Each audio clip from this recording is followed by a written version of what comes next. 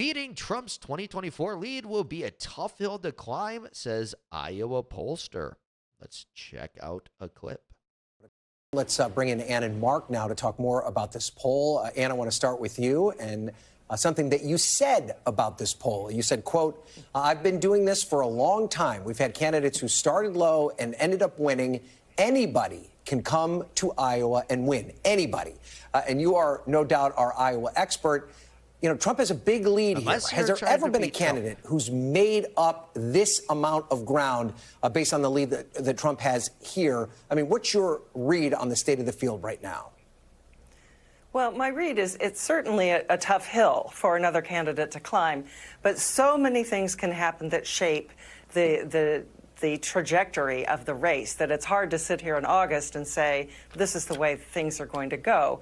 We had George W. Bush back in 2000 who held a consistent lead all the way through, but it's more common that candidates go up and down and up and down. Now, we're in an unusual situation, and I would couch President Trump's lead as dominating right now. But there are other little tea leaves in this poll that says there's opportunity for other candidates to make a better showing even in our next poll. All right, Mark, let's talk about that because you've pointed out some of these openings for these Trump rivals if the GOP race ends up changing. And the things that traditionally change races, like criminal charges, for instance, they really haven't had any kind of an impact. So what would it take for one of these candidates to take advantage of what does appear to be a little bit of a soft spot in some of these numbers for Trump? Yeah, the indictments have actually ended up making former President Donald Trump stronger, not weaker. Overall, the poll has 65% of likely Republican caucus goers saying that, no, we don't believe that these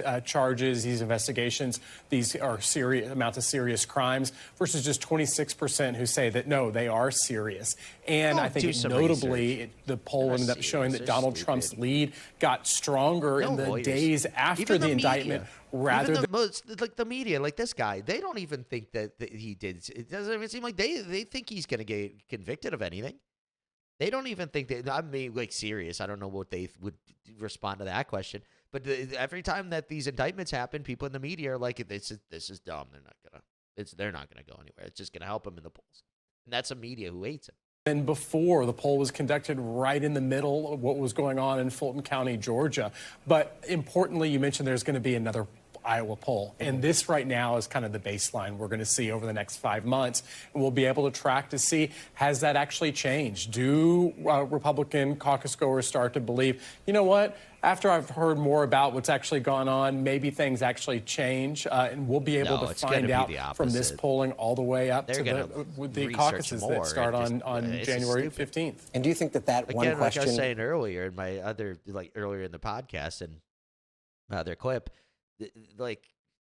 does anyone even know that his lawyers are getting charged just because they gave him legal advice? 18 of his lawyers? This is nonsense. You go look more into this stuff. It's like, whoa, this is just un-American. Like, straight up, not even trying to be cliche or anything. It's just un-American. Attorney-client privilege has been a thing since the foundation of the country, and now they're just getting rid of it. Hey, if you're a lawyer and give your client advice, you can get in trouble. How crazy is that when they think they're in the right? They think he was legally able to do this, but no.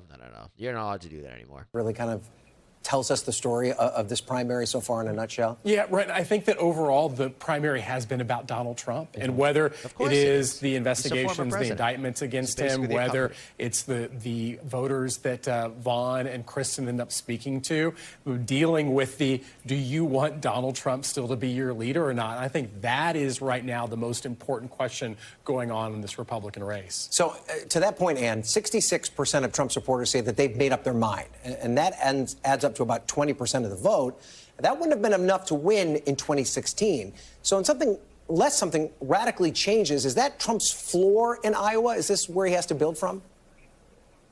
Well, I don't like to talk about floors or ceilings because what you have to keep in mind is the constituency that makes up likely Republican caucus goers. This is an evolving, changing, morphing pool of Iowans who are out there, and from cycle to cycle, it can dramatically change in terms of just the raw numbers and their makeup. So the opportunity for these candidates who are not Donald Trump is to build new caucus goers out of people who maybe haven't caucused before and maybe they're not completely tuned in. And so there's no way that any of the candidates right now, maybe Vivek Ramaswamy, he's like a younger guy, maybe he could get him, but come on, like you're going to get enough people to be, Mike Pence or Ron DeSantis, they're not going to get anyone that hasn't caucused before. Let's be honest. You need like a really energetic, young, vibrant person. And even still, like a lot of people caucus in Iowa already. So I don't know. That's just a tough hill to climb. If it wasn't against Trump, maybe. But again, you're not going to, I don't think they're going to get new people. But, you know, I guess we'll see. But I just don't see it. Outnumber that core that is very staunchly for President Trump and unlikely to move. In terms of his stranglehold on the party, Mark, our poll, the numbers we just revealed this hour say that 41% of Republican caucus goers want him to remain the head of their party.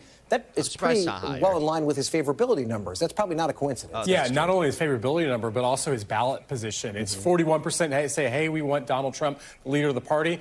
42% of likely caucus goers say we believe Donald Trump is our first choice. And Ryan, you know, we were just talking about like what is Donald Trump the question? I think this gets at really the zeitgeist of the Republican electorate right now. And interestingly enough, among those 41% who say, hey, I want Donald Trump to be the leader, overwhelmingly Donald Trump is their first choice. But then on that second question, the kind of middle ground, Donald Trump was a good president, but maybe it's time to consider other options. Ron DeSantis comes out on top when you look at the Republican horse race that way. But number two is Donald Trump. And so it's almost going to end up being that if you do want to start picking off the half or more Republicans who want to even consider a new leader, one of those candidates has to consolidate all of that vote to be able to beat Donald Trump. So, and we've seen some of these Trump rivals attempt to try and find an opening by reaching out to evangelical voters. Tim Scott in particular, we know that Ron DeSantis has done that as well. That is a key in Iowa, right? It was probably part of Trump's downfall in 2016. He's now their favored candidate among that group. What do you think has changed? Well, what do I think has changed? I think, I'm sorry, who did you say was the favorite among evangelicals? Donald Trump, 74%. Donald Trump, yeah. DeSantis is which he led with in 2016 as well. What I think is interesting about evangelicals is that Mike Pence, I think he thought his play was Iowa and the evangelical sector that makes up the likely caucus goers, and he is no better among evangelicals than his overall number. So he has no traction, no special traction with that group. In 2016, they were the majority of people who showed up on caucus night. According to entrance polls, 64% were evangelical. So that is they're a powerhouse demographic. Right, and an area that Donald Trump has made a lot of inroads in. So, Mark, we've run this graphic about 1 million times. The winner of the contested Iowa caucus has not won the Republican nomination since 2000. Ann talked about George W. Bush's win back then. The GOP looks a lot more like the Republican Party than it has in years past. Could this be the year where they break that trend? Yeah, and again, I think 2000 is the one here. We haven't really seen a Republican candidate have a lead of this magnitude since George W. Bush was running in 2000, and ended up leading consistently in the Iowa poll, ended up winning the Iowa caucus in 2000. But you're exactly right. Ever since then, really the person who's ended up winning Iowa on the Republican side hasn't necessarily gone on to win the nomination. But I think the reason that we're talking about Iowa, that Ann is polling about Iowa, is that this is really, I think, the make or break contest. If you want to be able to defeat Donald Trump for the Republican nomination, it has to start in Iowa. You can't come in second or third to him in Iowa, come in second or third to him in New Hampshire, and still have a really good slingshot to the nomination. So I think it really has to start in the Hawkeye state if you want to pull off the upset. Even if Trump wouldn't have got indicted, they had such a uphill battle to try to beat him. But now the indictments, they should drop out 100%. The only person that I kind of get why he's in the race is Vivek Ramaswamy. No one knows who he is. His polls have skyrocketed. He's getting into all these podcasts. I think he's making a run for vice president. But if I was him, I'd drop out as soon as possible. Right after Iowa, drop out, endorse Trump, get name recognition. But that's the only person that makes sense. Ron can't win. Ron DeSantis, he's floundered so bad, like Mike Pence. All these other people, it's a joke. And if you look on Predicted, Ramaswamy's passed Ron DeSantis. So it's just like, yeah, what's even the point? Again, just from name recognition for Ramaswamy to get on podcasts and stuff, and then he has a good shot of winning in 2028. Ron DeSantis blew his opportunity of 2028, if you ask me. I don't think he should not. I don't think he should have went up against Trump. Now, no, a lot of people don't like him. Trump voters don't like him anymore. When they liked him before, I don't even know if he can win in Florida again, let alone win the presidency in 2028. So I think he shot himself in the foot for this whole thing, and everyone else is just trying to get book deals, right? So they're not going to beat Trump. The only way that Trump could lose is if they indicted him and tried to force him off the ballot. But from what I understand, people could write him in, and then also if they don't get to the electoral number, then it goes to their House of Representatives, and then they're just gonna elect Trump. So, yeah, I don't even know. I mean, that's for the presidential, the primary. Trump's just gonna win. I mean, let's be honest. But that's just my opinion. If you like this video, be sure to subscribe for daily news updates, smash that like button, share this video with your friends, and share your thoughts on the story in the comments below. I'll catch you in the next one. Peace out.